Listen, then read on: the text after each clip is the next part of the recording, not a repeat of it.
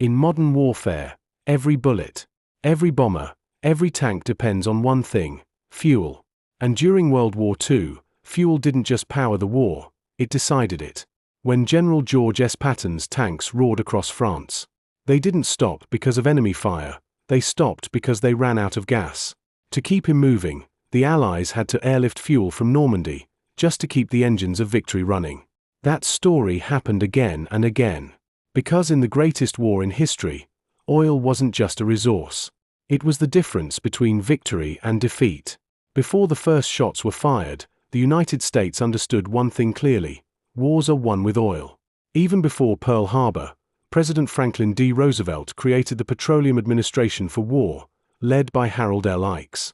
Under his direction, America's oil industry transformed almost overnight into a war machine of its own. Companies like Standard Oil, Texaco, and Shell supplied everything, from gasoline and diesel, to the toluene that made TNT, to synthetic rubber for tires. Between 1940 and 1945, U.S. oil companies produced hundreds of millions of gallons of toluene and 6 billion barrels of oil, enough to keep every Allied vehicle, plane, and ship in motion. And when German submarines began sinking oil tankers off the U.S. coast, America built two massive pipelines, the Big Inch and Little Big Inch, stretching from Texas to the Atlantic, safely delivering oil for the invasion of Europe. By the time Allied forces landed in Normandy, those pipelines were already pumping the fuel that would carry them all the way to Berlin. Across the battlefield, Germany faced the opposite problem. After World War I, it had lost its colonies and access to global oil. Britain had Iran and Iraq. America had Texas. Germany had coal.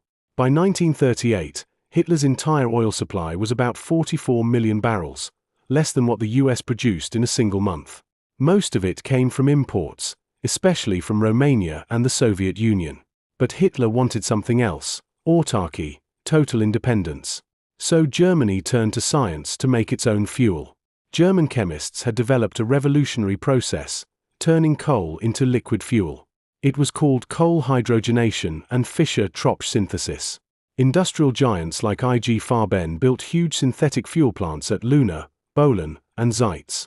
By 1943, these plants were producing over 40 million barrels a year, supplying more than half of Germany's total fuel. But synthetic fuel came at a price. It was 10 times more expensive than crude oil. Still, Hitler didn't care. His 4-year plan demanded self-sufficiency, no matter the cost. Germany was buying victory on credit, hoping conquest would pay the bill. When Germany invaded the Soviet Union in 1941, it wasn't just after territory, it was after oil. Hitler's armies burned through millions of gallons in their blitzkrieg attacks. By the end of the year, the Luftwaffe's reserves had dropped by more than half. So in 1942, Hitler launched Operation Case Blue, a daring campaign to seize the Soviet oil fields of the Caucasus, Maykop, Grozny, and Baku. For a moment, it looked like success. German troops captured Maykop and pushed deep toward the Caspian. But then came Stalingrad. Hitler diverted forces from the oil fields to take the city. The result: total disaster. By early 1943, the Sixth Army was destroyed, the oil fields sabotaged, and the dream of an endless fuel supply was gone forever.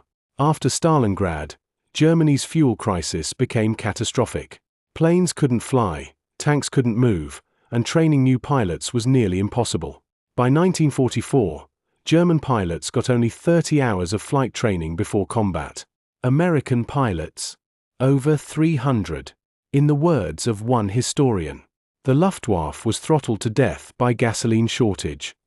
And then, the Allies made sure it stayed that way. In May 1944, the US Air Force began targeting Germany's synthetic fuel plants directly.